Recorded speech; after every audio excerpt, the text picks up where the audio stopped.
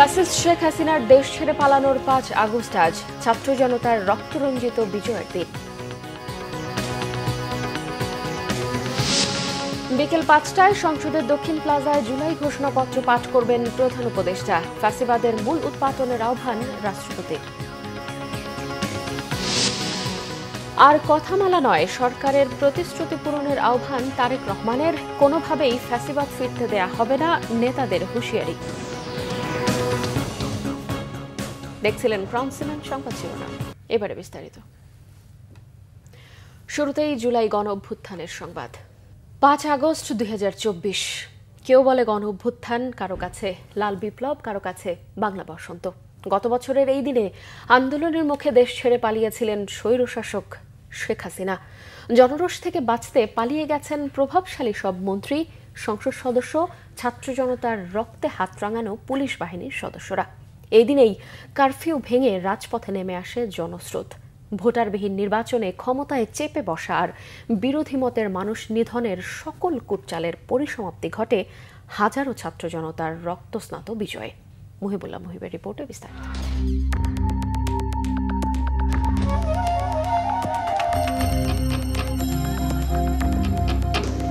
পৃথিবীর নানা দেশে স্বৈরাচার পতনের ইতিহাস নতুন নয়, কিন্তু সরকারের পতনের পর সরকার প্রধান সহ একসাথে ৩০০ সংসদ সদস্য পালিয়ে যাওয়ার ঘটনা শুধু বাংলাদেশ নয়, তাবৎ দুনিয়ায় বিরল। শুধু রাজনৈতিক সংশ্লিষ্ট ব্যক্তিরাই নন, যারাই গত ১৬ বছর শেখ হাসিনাকে স্বৈরাচার হয়ে উঠতে সাহায্য করেছেন এমন ব্যক্তি, মসজিদের ইমাম থেকে শুরু করে মন্দিরের পুরোহিত, আন্দোলনের মুখে পালিয়ে গেছেন সবাই। আর এমনই বিরল ঘটনার সাক্ষী হয় বিশ্ববাসী। ২৪-এর ৫ আগস্ট সকাল থেকেই সমগ্র ঢাকায় শুনশান নীরবতা। তখনও কেউ জানে না পূর্ব ঘোষিত মার্চ টু ঢাকা কর্মসূচিতে আসলে কি ঘটতে যাচ্ছে। সারা দেশে তখন চলছে কারফিউ। টানা কয়েকদিনের আন্দোলনে সড়কে পড়ে আছে ধ্বংসযজ্ঞের নানা চিহ্ন। দুপুরে ঢাকা অভিমুখে ধেয়ে আসা জনস্রোতের খবর সর্বপ্রথম সরাসরি প্রচারিত হয় বাংলা ভিশনে, যে খবরে চারদিক থেকে নেমে আসে মানুষ। জনসমুদ্র ছুটে যাচ্ছে গণভবনের দিকে। আপনাকে একটু দেখাতে চাই, চোখ যতদূর যায় শুধু মানুষ আর মানুষ। আমরা বনানীর থেকে ঠিক এই মিছিলের পেছন যে কোথায় সেটি আসলে কারো পক্ষেই বলা সম্ভব নয়, কারণ আমরা কারো কাছে শুনেছি এই মিছিল টঙ্গী পর্যন্ত, কারো কাছে শুনেছি এটি তার চেয়েও বেশি। এই মিছিলটি কিন্তু অগ্রভাগ আরো আধা ঘন্টা আগে বনানী অতিক্রম করেছে, কিন্তু আধা ঘন্টা পার হলেও এখন পর্যন্ত কিন্তু এই মিছিলের পেছন সেটি আমরা দেখতে পাচ্ছি না। একদিকে চলছে কারফিউ, অন্যদিকে মারমুখী অবস্থানে পুলিশ, বিজিবি ও সেনাবাহিনী। যাত্রাবাড়ি, চানখাতপুল, কেন্দ্রীয় শহীদ মিনার চত্বর, শাহবাগ, আমিনবাজার ও মোহাম্মদপুরে তখনও চলে পুলিশের নির্মম গুলিবর্ষণ। পুলিশের ল্যাথল উইপন এর সামনে বুক চিতিয়ে সেদিনও জীবন দিয়েছে অগণিত মানুষ। কে জানতো এই দিনেই দেশ ছেড়ে পালাবেন শেখ হাসিনা? অথচ গণভবনে বসে তখনও ছাত্র জনতার উপর গণহত্যা চালানোর নীল নকশা আঁকতে থাকেন রক্তপিপাসু লেডি অব মাফিয়া। তার সেই নীল নকশা ভেস্তে যায় সেনাবাহিনী গুলি চালাতে অপারগতা প্রকাশের মধ্য দিয়ে। উল্টো হাসিনাকে পালাতে ৪৫ মিনিট সময় বেঁধে দেয় সামরিক বাহিনী।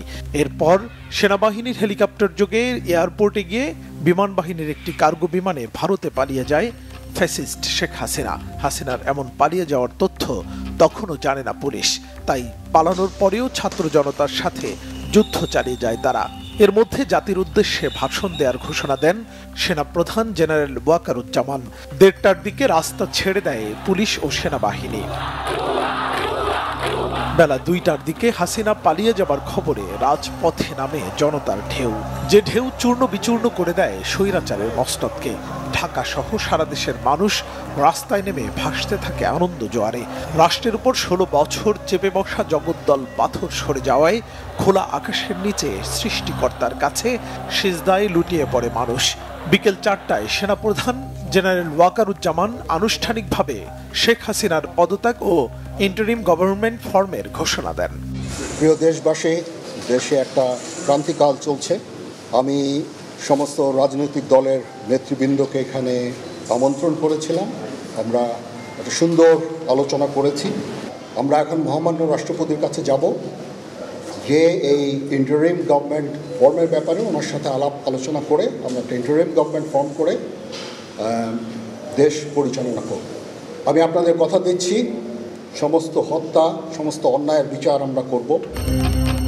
এভাবেই স্বৈর শাসনের শৃঙ্খল থেকে মুক্ত হয় বাংলাদেশ। বুক ভরে স্বস্তির নিঃশ্বাস নিতে থাকে মানুষ। মাত্র 2.5 সপ্তাহে ছাত্র জনতার রক্তকারি দিয়ে ঢাকা এবং সারা দেশের রাজপথে লেখা হয় এক বিরল ইতিহাস। মুহিবুল্লাহ মুহিব, বাংলা ভিশন, ঢাকা।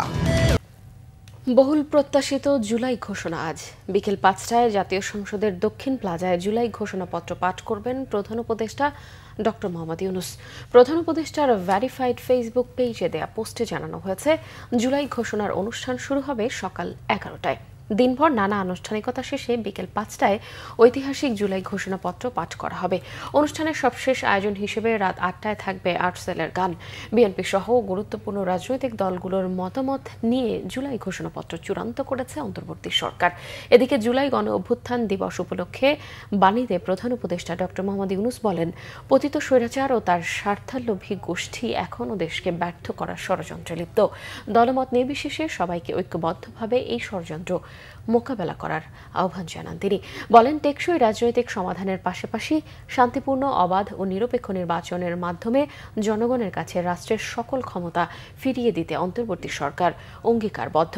দিবসটি উপলক্ষে বাণীতে ফ্যাসিবাদের মূল উৎপাটন করে জুলাইয়ের চেতনা পরিপূর্ণ বাস্তবায়নের আহ্বান জানান রাষ্ট্রপতি মোহাম্মদ শাহাবুদ্দিন।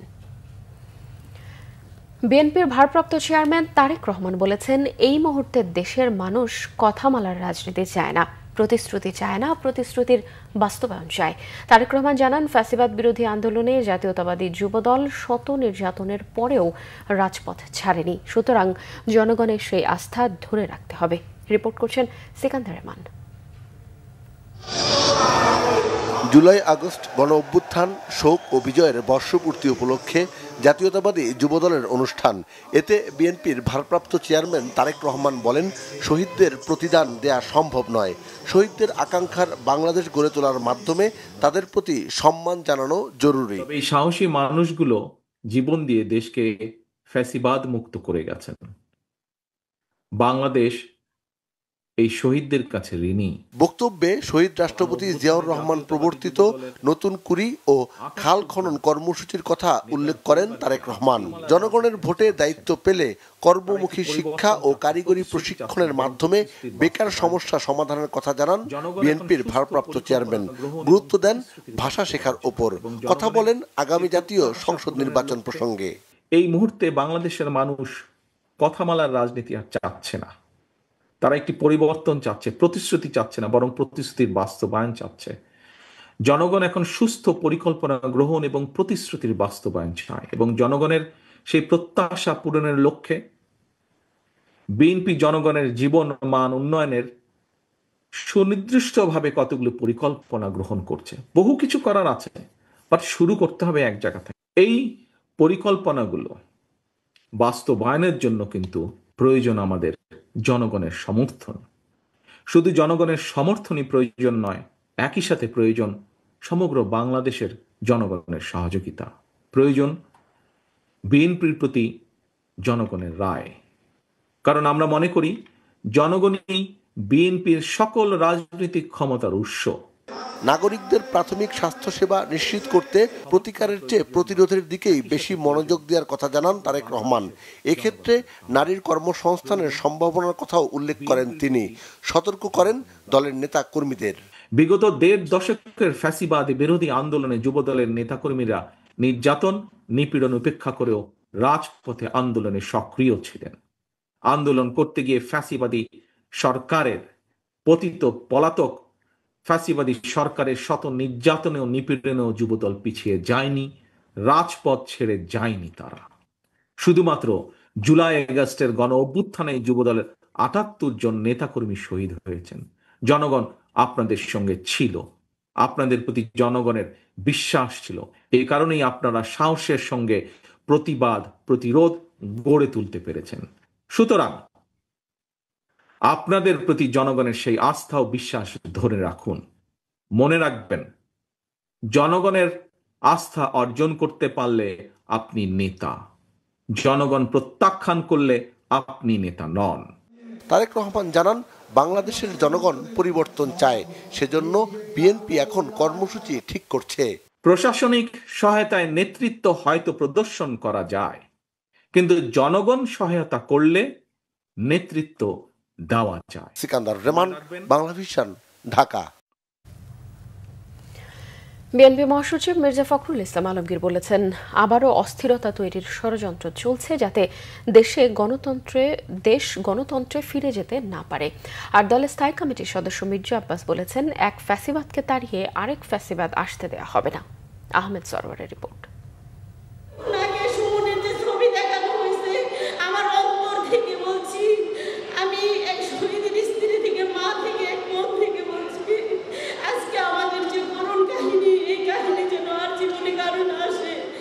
জুলাই আগস্ট গণ অভ্যুত্থানের শহীদদের স্বজনদের কান্নায় এক নিদারুণ আবেগঘন পরিবেশ তৈরি হয় পুরো মিলনায়তন জুড়ে।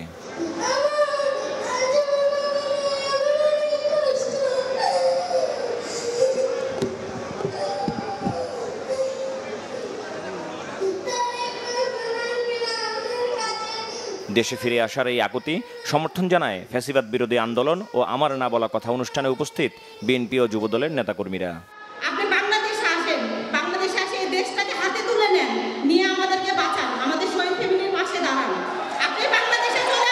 সেই রেশ ধরে আলোচনায় বিএনপি মহাসচিব মির্জা ফখরুল ইসলাম আলমগীর বলেন, দেশ এখন এক যুগ সন্ধিক্ষণে। আজকে একটা ষড়যন্ত্র চলছে, একটা চক্রান্ত চলছে যে দেশে আবার একটা অস্থিরতা সৃষ্টি করবা, দেশে একটা ষড়যন্ত্র তৈরি করবা যেন বাংলাদেশে গণতন্ত্রের ট্রানজিশন সঠিক মতো না হয়। কিন্তু আমরা এটা বিশ্বাস করি বাংলাদেশ জাতীয়তাবাদী দল, যুবদল, ছাত্রদল যতদিন তারা টিকে থাকবে ততদিন এই দেশে এই গণতন্ত্রকে ধ্বংস করবার কোন শক্তি কখনো তৈরি হতে পারবে না। মার্টিন লুথার কিং এর সেই ঐতিহাসিক কথা, I have a dream, Tarique Rahman has a dream, ইনশাআল্লাহ সেই ড্রিম নিয়ে আমরা সামনের দিকে এগিয়ে যেতে পারবো এবং আমরা জয় করবো। আলোচনায় বিএনপি নেতারা বলেন, মানুষ আন্দোলন করেছে ভোটের জন্য, সেই অধিকার আদায় করে ছাড়বেন তারা। কালকে একজন বলছেন যে যদি এইটা না হয় তাহলে নির্বাচন হবে না, যদি ওইটা না হয় তাহলে নির্বাচন হবে না, যদি এইটা না হয় নির্বাচন হতে দেওয়া হবে না। এক ফ্যাসিবাদকে তাড়িয়ে আরেক ফ্যাসিবাদকে আনবো না। আমরা তো তাই বলছি, এক ফ্যাসিবাদকে তাড়িয়ে আরেক ফ্যাসিবাদ আমরাও আনতে চাই না। আমরাও প্রতিরোধ করব। সরকারের পিছনে, সরকারের ভিতরে বাইরে যতই ষড়যন্ত্র চলুক, কোনো ষড়যন্ত্রকেই বিএনপি অপ্রতিরোধ মনে করে না। গত 17 বছরের মতোই আগামীতে প্রয়োজন পড়লে আরও 17 বছর আন্দোলন করব, কিন্তু কোনো অরাজক পরিস্থিতি কিংবা কোনো স্বৈর শাসককে আমরা প্রতিষ্ঠিত হতে দেব না। অনুষ্ঠানে বিএনপি চেয়ারপারসন বেগম খালেদা জিয়া, ভারপ্রাপ্ত চেয়ারম্যান তারেক রহমান এবং মহাসচিব মির্জা ফখরুল ইসলাম আলমগীরের পাশাপাশি শহীদ পরিবারের সদস্যদের হাতে সম্মাননা তুলে দেয় যুবদল। আহমেদ সরওয়ার, বাংলাভিশন, ঢাকা। চিকিৎসাধীন শিক্ষার্থীদের চিকিৎসা সেবা না দিয়ে হাসপাতালে আটকে রাখার নির্দেশ দিয়েছিলেন তৎকালীন প্রধানমন্ত্রী শেখ হাসিনা। ট্রাইব্যুনালে সাক্ষ্য জানালেন আন্দোলনে পঙ্গু হওয়া একজন শিক্ষার্থী। তিনি আদালতে জানান, শেখ হাসিনা হাসপাতালের কর্মকর্তা কর্মচারীদের আহতদের জন্য নো রিলিজ নো ট্রিটমেন্ট নির্দেশনা দিয়েছিলেন। সোমবার সাক্ষ্য দিয়েছেন পুলিশের গুলিতে চোখ হারানো একজন নারী। 18 জুলাই যাত্রাবাড়িতে পুলিশের নৃশংসতার বর্ণনা দেন তিনি। এসব ঘটনায় সাবেক প্রধানমন্ত্রী শেখ হাসিনাকে দায়ী করে নির্বাচনের আগে বিচারের দাবি জানান সাক্ষীরা। জুলাই গণঅভ্যুত্থানে মানবতা বিরোধী মামলায় সাবেক প্রধানমন্ত্রী শেখ হাসিনা ও সাবেক স্বরাষ্ট্রমন্ত্রী আসাদুজ্জামান খান কামালের বিরুদ্ধে দ্বিতীয় দিনের মতো সাক্ষ্য গ্রহণ শেষে আগামী 6 আগস্ট পর্যন্ত সাক্ষ্য গ্রহণ মুলতবি করেছে বিচারপতি গোলাম মুর্তুজা মজুমদারের নেতৃত্বাধীন 3 সদস্যের ট্রাইব্যুনাল। দেশ ছেড়ে পালিয়ে যাওয়া শেখ হাসিনাকে ফিরিয়ে আনতে আন্তর্জাতিক সহায়তা চাওয়া হয়েছে জানিয়েছেন পররাষ্ট্র উপদেষ্টা তৌহিদ হোসেন। আর আইন উপদেষ্টা আসিফ নজরুল বলেছেন, অধীনস্থদের কৃতদাস ভাবতেন শেখ হাসিনা। মামুন আব্দুল্লাহর রিপোর্ট। পররাষ্ট্র মন্ত্রণালয়ের উদ্যোগে আয়োজিত জুলাই গণ অভ্যুত্থান দিবস শীর্ষক সেমিনার। রাজধানীর ফরেন সার্ভিস একাডেমিতে এই আয়োজনে অংশ নেন আইন ও পররাষ্ট্র উপদেষ্টা। আমরা রইলাম। উপদেষ্টাদের আশা, আসছে নির্বাচনের মাধ্যমে দেশের রাজনৈতিক সংকট কেটে যাবে। আইন উপদেষ্টা কথা বলেন দেশের পাসপোর্ট নিয়েও। আমরা চেষ্টা করেছি যতটুকু সম্ভব। পররাষ্ট্র উপদেষ্টা সেমিনারের বাইরে কথা বলেন সাংবাদিকদের সাথে। জানান, পাকিস্তানের সাথে স্বাভাবিক সম্পর্ক চায় বাংলাদেশ। এরকম যে পাকিস্তানের সাথে আমাদের ইস্যুজ আছে, স্বার্থের প্রশ্ন আছে, ব্যবসা বাণিজ্যের প্রশ্ন আছে, সব মিলিয়ে যেসব সম্পর্ক তার সব কিছুই টেবিলে থাকবে। গত 1 বছর যাবত আমরা যেটা করে আসছি সেটা হলো যে আমরা পাকিস্তানের সাথে স্বাভাবিক সম্পর্ক চাই। যেটা 50 বছরে পারা যায়নি, সেটা যে আমরা ছট করে 6 মাসে পারবই এমন কোনো কথা নেই। পাকিস্তানের সাথে ভারতের সম্পর্ক কেমন হবে সেটা আমি ডিসাইড করি। একইভাবে পাকিস্তানের সাথে বাংলাদেশের সম্পর্ক কী হবে সেটাও ভারত নিশ্চয়ই ডিসাইড করবে না। কথা বলেন ভারতের পুশিন ও শেখ হাসিনাকে ফেরত প্রসঙ্গেও। আমরা চেয়েছি যে তাকে ফেরত দেওয়া হোক, যাতে বিচারের সম্মুখীন করা যায়। ভারত থেকে কোনো এটার পজিটিভ রেসপন্স আমাদের কাছে আসেনি। আমরা অপেক্ষা করছি। আর ইতিমধ্যে তো বিচার প্রক্রিয়া তো শুরু হয়েছে, কারণ কেউ আসুক বা না আসুক সেজন্য তো বিচার আটকে থাকে না। কোনো সহযোগিতা নেওয়া হবে কিনা আন্তর্জাতিকভাবে? যদি কখনো প্রয়োজন মনে করে সরকার, তখন সেটা হতে পারে, কিন্তু এই মুহূর্তে সেরকম কোনো প্রয়োজন দেখছি না। বাংলাদেশের জঙ্গিবাদ নিয়ে যুক্তরাষ্ট্রের উদ্বেগের ব্যাপারে সাংবাদিকদের প্রশ্নের জবাবে পররাষ্ট্র উপদেষ্টা বলেন, জঙ্গিবাদ দমনে বাংলাদেশ প্রতিশ্রুতিবদ্ধ। মামুন আব্দুল্লাহ, বাংলা ভিশন, ঢাকা। কোনো নীতি নেই। তথ্য উপদেষ্টা মাহফুজ আলম বলেছেন, জুলাই আগস্ট গণ অভ্যুত্থানে অংশগ্রহণকারীদের স্মৃতি ধরে রাখা হবে। তারা যে আকাঙ্ক্ষায় বাংলাদেশ প্রত্যাশা করেছেন সেভাবেই দেশকে গড়ে তোলা হবে। সোমবার বিকেলে রাজধানীর সার্কিট হাউস রোডস্থ তথ্য ভবন প্রাঙ্গণে জুলাই গণ অভ্যুত্থানের বর্ষপূর্তি উপলক্ষে ডিএফপির উদ্যোগে প্রকাশনা উৎসব 2025 অনুষ্ঠানে তিনি এই মন্তব্য করেছেন। তথ্য উপদেষ্টা জোর দিয়ে বলেন, গণ অভ্যুত্থানের চেতনার আকাঙ্ক্ষা বাস্তবায়নে সরকার বদ্ধপরিকর। জুলাই চেতনা সদা জাগ্রত রয়েছে উল্লেখ করে তিনি বলেন, সরকারি উদ্যোগে জুলাই আগস্ট গণ অভ্যুত্থানের নানা চিত্রকর্ম, ছবি ও স্মৃতি সংরক্ষণ করা হচ্ছে, বের করা হচ্ছে আরও প্রকাশনা। জুলাই গণ অভ্যুত্থান নিয়ে আরও চলচ্চিত্র নির্মাণ করা হবে বলেও জানান তিনি। বাংলাদেশ টেলিভিশন এবং বেতার সহ আরও যে প্রতিষ্ঠানগুলো আছে আমাদের, সবগুলো প্রতিষ্ঠান থেকে আমরা জুলাই গণ অভ্যুত্থান নিয়ে ভালো প্রকাশনা এবং ভালো চলচ্চিত্র করতে পারবো এবং এর মাধ্যমে আশা করি জুলাই জনস্মৃতিতে অমর থাকবে এবং যেই প্রজন্ম, যে শহীদরা আত্মদান করে রেখেছেন এবং যারা আহত হয়েছেন একটি নতুন বাংলাদেশ গড়ার জন্য, তারা দেখতে পাবেন, যারা আহত আছেন তারা দেখতে পাবেন যে আমরা আমাদের প্রতিজ্ঞা রেখেছি। বিএনপি স্থায়ী কমিটির সদস্য নজরুল ইসলাম খান বলেছেন, জাতীয় নির্বাচনের বিষয়ে জনমনে যে ধোঁয়াশার সৃষ্টি হয়েছে তা সরকারের উচিত দ্রুত অবসান করা। সোমবার বিকেলে দলের চেয়ারপারসনের গুলশান কার্যালয়ে জমিয়তে উলামায়ে ইসলামের নেতাদের সাথে বিএনপির লিয়াজু কমিটির বৈঠক শেষে এইসব কথা বলেন তিনি। দেশে ফ্যাসিবাদের পতন হলেও এখনও গণতন্ত্র পুনরুদ্ধার করা হয়নি উল্লেখ করে তিনি বলেন, এই মুহূর্তে সবচেয়ে বেশি দরকার জাতীয় নির্বাচন। নির্বাচনের মাধ্যমে দেশের মানুষ ভোটের অধিকার ফিরিয়ে দিতে হবে। বলেন, যারা মানুষ হত্যা করেছে, মানুষের সম্পদ লুণ্ঠন করেছে, তাদের বিচার সবাই চায়। নির্বাচনের মাধ্যমে যেই দল নির্বাচিত হয়ে সরকার গঠন করবে তারা বিচার কার্যক্রম চলমান রাখবে। বিশ্ববিদ্যালয় মঞ্জুরি কমিশন জানিয়েছে, সবার জন্য সুবিধাজনক স্থানে প্রস্তাবিত ঢাকা কেন্দ্রীয় বিশ্ববিদ্যালয়ের মূল ক্যাম্পাস নির্ধারণ করা হবে। এবছরের মধ্যেই নতুন বিশ্ববিদ্যালয়ের জন্য অধ্যাদেশ জারি হবে বলেও জানিয়েছে কমিশন। সচিবালয়ে শিক্ষা মন্ত্রণালয় ও বিশ্ববিদ্যালয় মঞ্জুরি কমিশনের যৌথ সংবাদ সম্মেলনে জানানো হয়, ঢাকা মহানগরীর সরকারি 7 কলেজের জন্য প্রস্তাবিত ঢাকা কেন্দ্রীয় বিশ্ববিদ্যালয়ের 40% ক্লাস হবে অনলাইনে আর বাকি 60% ক্লাস হবে সশরীরে। এছাড়াও এবারের ভর্তি কার্যক্রম বিদ্যমান নিয়মে হবে।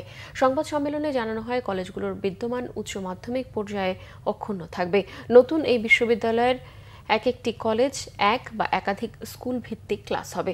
7টি কলেজকে 4টি স্কুলে বিভক্ত করে বিশ্ববিদ্যালয়ে পাঠদান ও গবেষণা কার্যক্রম পরিচালনা করার কথাও জানানো হয় সংবাদ সম্মেলনে। এর মধ্যে স্কুল অফ সায়েন্সের জন্য 3টি কলেজ, স্কুল অফ আর্টস ও স্কুল অফ বিজনেসের জন্য 2টি এবং স্কুল অফ ল অ্যান্ড জাস্টিসের জন্য 2টি কলেজ ক্যাম্পাস নির্ধারণ করা হয়েছে। অর্থ উপদেষ্টা ডক্টর সালেউদ্দিন আহমেদ বলেছেন, দেশের অর্থনীতিকে কেউ কেউ নেতিবাচক মানের ভাবে মনের মাধুরী মিশিয়ে ব্যাখ্যা করেন। বাস্তব চিত্র তা নয়। অন্তর্বর্তী সরকারের সমালোচনার পাশাপাশি ভালো দিকগুলোও তুলে ধরার আহ্বান জানান তিনি। রাজস্ব ভবনে 2025-26 অর্থ বছরের বাজেটে আয়কর, মূসক ও কাস্টমস বিষয়ে এক সেমিনারে অর্থ উপদেষ্টা এসব কথা বলেন। তিনি আরও বলেন, কোনো উন্নয়ন বা সংস্কার যাদের চোখে পড়ে না তারা অন্তর্দৃষ্টি দিয়ে দেখেন না। শুধু ভুল আর নেতিবাচক বিষয়গুলো না দেখে ভালো বিষয়গুলোকেও দেখার কথা বলেন অর্থ উপদেষ্টা। গঠনমূলক সমালোচনার আহ্বান জানিয়ে অর্থ উপদেষ্টা বলেন, এতে ভুল সংশোধন করা যাবে।